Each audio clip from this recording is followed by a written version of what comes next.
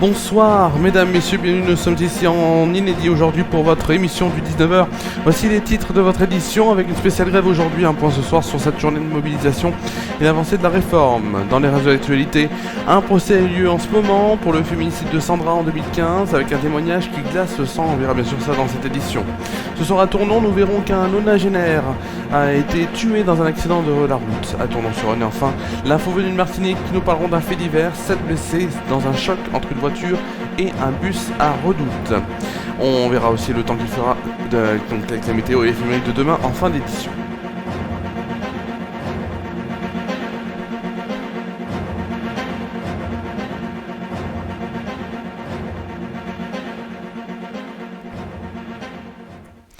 Ce qui est génial, on peut dire, c'est que ça bouge même pendant la diffusion, en tout cas pendant l'enregistrement de cette émission. On va commencer donc ce 19h, spéciale grève par cette nouvelle journée de mobilisation avant les manifestations, bien sûr, qui auront eu lieu cet après-midi. La commission mixte paritaire a débuté ses échanges peu après 9h au Palais Bourbon pour tenter d'aboutir à un texte de compromis sur la réforme des retraites. Cet accord est indispensable à la veille d'un éventuel vote final à l'Assemblée au risque pour l'exécutif. Cette commission, qui se déroule à huis clos, comme le veut l'usage, met tout de même sous le feu des projecteurs. Une partie de la gauche avait demandé que les débats soient publics pour éviter, selon le coordinateur de la France Insoumise, Manuel Bompard, combine et bagouille. En vain, la chef de file de la France Insoumise, Mathilde Panot, qui participe donc à cette commission, ou d'autres suppléants de la NUPES, comme Arthur Delaporte ou encore Adrien Clouet, tweetent néanmoins les débats en direct. Le taux de grévistes mobilisés contre la réforme a chuté à moins de 3% dans la fonction publique donc d'État à la mi-journée, donc c'était il y a quelques heures, comme contre près de 25% lors de la plus grande journée de mobilisation qui était le 7 mars dernier, selon le ministère de la fonction publique chez EDF. Moins d'un quart des salariés, 22,45%, avaient cessé le travail à la mi-journée selon la direction. Une participation en très forte baisse donc par rapport au 7 mars dernier, journée lors de laquelle la direction avait fait état de 41,5% de grévistes à la mi-journée. Le taux provisoire de grévistes s'approchait quant à lui 15% à la SNCF contre 39% le 7 mars selon une source syndicale. Alors pendant que le générique retentissait, une news sur mon portable. On va déjà commencer par la commission mixte paritaire qui a adopté l'article 7 du projet de loi qui repousse l'âge légal de départ de 62 à 64 ans. C'est ce qu'a annoncé plusieurs participants à cette commission. Et aussi on a les députés et sénateurs qui s'accordent sur une version commune du projet de réforme. Donc c'est l'info au moment où j'enregistre cette édition, c'est l'info qu'on a bien sûr les députés et sénateurs qui s'accordent sur une version commune du projet de réforme donc qui sera soumis demain au vote ou pas. Si 49.3 il y a, même si le gouvernement nous a assuré aux Français qu'il n'y aurait pas eu de 49.3, on se doute peut-être que si la loi ne passait pas, le 49.3 serait utilisé par Elisabeth Borne, la première ministre.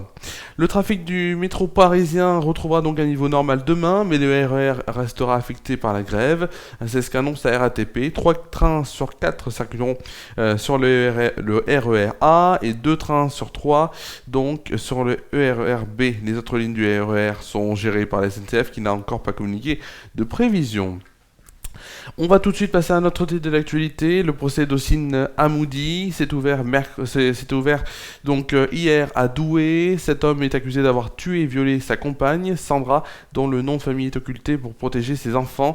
C'était à Hasbrouck en 2015, dans le Nord. Il comparait jusqu'au vendredi 17 mars devant la cour d'assises du Nord. Alors lors de cette première journée d'audience, plusieurs témoignages ont illustré la violence des faits. D'abord celui du sapeur-pompier qui est arrivé au domicile de la victime. C'était le 1er mai 2015. Il s'appelle Rodolphe. Alors c'est Rodolphe qui a accouru.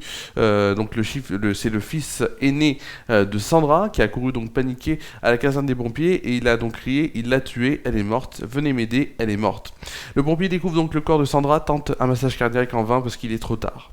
Un policier présent sur les lieux explique aussi avoir traité beaucoup de violences conjugales dans sa carrière, mais une scène d'une telle violence jamais. Une violence décrite donc par le médecin légiste avec ce ce chiffre terrifiant, 143 lésions constatées sur le corps de la victime, avec de multiples fractures au crâne, aux mâchoires, donc à la mâchoire, sur le nez, les côtes, les jambes, les bras. 2 couteaux ont été utilisés, des ciseaux, des fourchettes ainsi que des barreaux de chaise. Les blessures hors du commun, selon le médecin qui ajoute, on les voit habituellement dans des accidents de la route ou après des chutes après des chutes de très grande hauteur. L'accusé donc reconnaît les faits qui lui sont reprochés, mais en minimise une partie comme le fait donc il n'est selon lui pas eu l'intention de lui donner la mort. Nous allons tout de suite parler de météo avant de parler de la vraie, en tout cas de la météo de demain, puisque c'est la météo de demain, donc la météo la plus proche. Nous allons parler d'un phénomène météo, et c'est le Bureau des recherches géologiques et minières qui nous le dit et qui nous informe sur la situation des nappes phréatiques en France, qui s'est donc dégradée et qui est donc peu satisfaisante, alors que l'ensemble d'entre elles sont actuellement sous les normales, après une sécheresse exceptionnelle l'an dernier, et une longue période sans pluie significative, notamment au premier trimestre.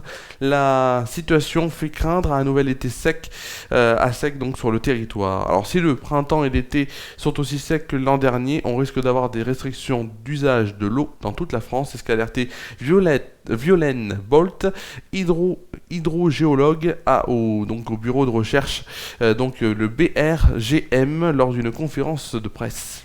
Alors bien sûr, le BRGM, dans son bilan sur la situation au 1er mars, a dit l'ensemble des nappes affichent des niveaux sous les normales. Les 80% des niveaux sont modérément bas à très bas. Ce qui est inédit depuis le début des enregistrements, c'est que toute la France est touchée. On a des niveaux bas sur l'ensemble du pays. Ce qu'a donc complété Violaine Bolt. 4 secteurs sont particulièrement touchés. Le couloir Ronson, allant de la Bourgogne au Bas-Dauphiné, la plaine du Roussillon, l'Écosse et le Limousin.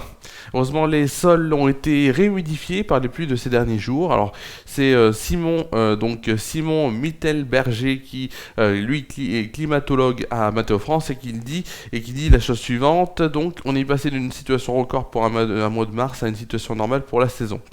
À l'exception donc des régions PACA, Languedoc-Roussillon et de l'Axe allant de la Normandie au Grand Est, la situation des sols s'est donc bien améliorée, heureusement, puisque on l'a vu, en tout cas vous pouvez le voir sur internet, les cartes d'humidité et l'indice d'humidité entre le 6 et le 13 mars, c'était lundi dernier. Lundi, donc il y a 2 jours. On va parler tout de suite de l'information locale. C'était lundi dernier, tout simplement aussi. Un accident a eu lieu sur les hauteurs, à hauteur des quais de Tournon-sur-Rhône, alors qu'un homme de 90 ans traversait la route. Il a été percuté par un automobiliste, immédiatement pris en charge et transporté au centre hospitalier de Valence. Malheureusement, le piéton est donc décédé dans la nuit.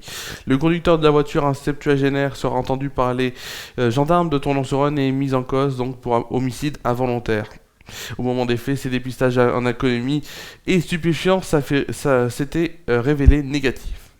Direction Martinique, maintenant la Martinique donc avec donc c'était hier matin vers 11h15 en fin de matinée, un bus et une voiture sont entrés en collision sur la route menant à Saint-Joseph donc à Redoute à Fort-de-France. Donc selon les informations qu'on possède, le conducteur donc de la voiture est âgé de 35 ans, il a subi des traumatismes et s'est retrouvé prisonnier dans le véhicule. Les pompiers ont dû intervenir pour l'extraire de la voiture. Sérieusement blessé, il a été transporté au CHU pour recevoir des soins. La conductrice du bus et 4 autres personnes ont également été blessées dans l'accident, mais légèrement. Les secours ont pris en charge les victimes sur place et les ont transportées à l'hôpital. Une enquête a été ouverte pour déterminer les responsabilités de cette collision qui a fait plusieurs blessés déjà.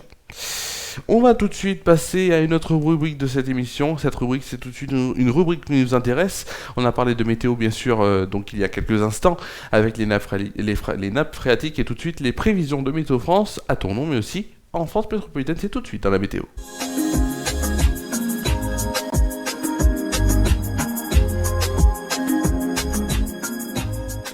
Alors, je n'ai absolument pas entendu le jingle de la météo, mais si vous l'avez entendu, c'est tant mieux. Tout de suite, la météo donc avec, sur Tournon-sur-Rhône au programme demain, un ciel voilé qui nous accompagnera au réveil pour une température donc de 6 degrés de moyenne. Ensuite, ce qu'on a aussi, c'est demain après-midi un ciel encore voilé, donc qui sera de la partie. Il fera une température de 16 degrés de moyenne et de 17 degrés au meilleur de la journée. Le soleil conclura cette journée, il fera 13 degrés de moyenne. En soirée, allez tout de suite la météo en France métropolitaine pour demain matin et demain après-midi. Les cartes tout de suite sur votre écran avec demain matin donc un ciel un ciel chargé concerne les régions proches de la Manche et de l'extrême nord du pays. Ailleurs, le temps est calme et sec avec de belles éclaircies. Les températures sont fraîches au lever du jour.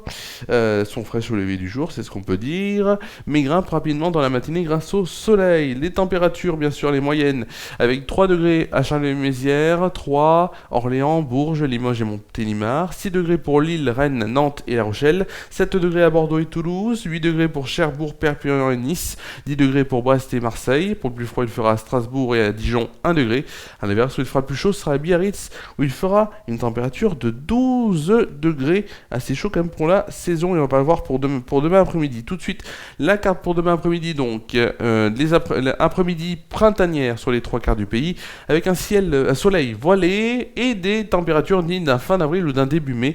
On peut même parler d'un pic de chaleur dans la sud-ouest avec 27 à 28 degrés au pied des Pyrénées, on va le voir bien sûr. Tout de suite dans les températures, il fera donc 14 degrés à Brest et à Lille, 16 degrés pour Rouen, Dijon, donc je disais Nice, Montpellier et Ajaccio, 17 degrés à Rennes et Troyes, 18 degrés pour Paris, Nantes, Lyon, Aurillac, Montélimar, Toulouse et Perpignan, 19 degrés à Orléans et Marseille, 20 degrés pour La Rochelle, Bourges et Limoges. Pour le plus froid, il fera à Charleville-Mézières 12 degrés et à l'inverse où il fera le plus chaud. Ça sera donc où il fera le plus chaud, ce sera, je le disais, à Bordeaux et à Biarritz avec 26 degrés et notamment des pointes, vous l'avez entendu, à 27 ou 28 degrés. Alors tout de suite, bien sûr, on fêtera demain la Sainte-Bénédicte. Le soleil se lèvera à 7h02 et se couchera à 18h56. On gagnera ainsi 4 minutes de soleil, c'est déjà important. Alors, la suite sur FRA News, donc demain, retour du 19h, ainsi que vendredi sur FRA News, Facebook et YouTube. Ensuite, on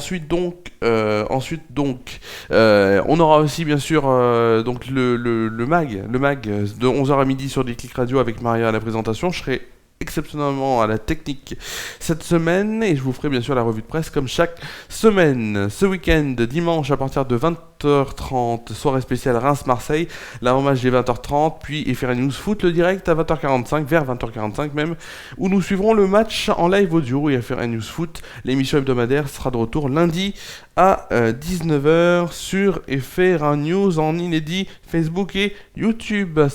C'est la fin, c'était la dernière donc édition de la semaine, la première édition de la semaine aujourd'hui donc. Moins de monde dans la rue, mais le combat continue pour ceux qui sont contre. L'info de la journée, c'est la commission mixte qui a adopté l'article 7, repoussant l'âge légal de 62 à 64 ans. Et aussi, on peut dire qu'il y a 450 000 personnes à Paris qui manifestent aujourd'hui, à demain sur FRA News pour le 19h.